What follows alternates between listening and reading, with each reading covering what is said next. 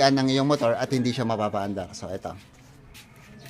So, once na sinusi, halimbawa, dinistrong kayo yung susi ng iyong motor or pinipilit i-on ng iyong ignition. So, ayan.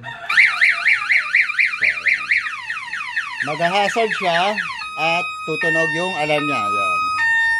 Hindi yan mapapaandar mga ka-workshop.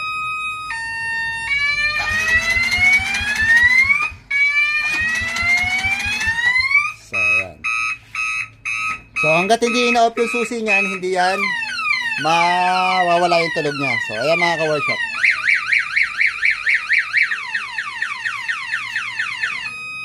So, kung gusto nyo magpa-install na ito ng ganito sa inyong motor, dayuhin nyo lang ako, Jello Workshop Motorcycle Accessory Shop, located at GMA Cavite, no?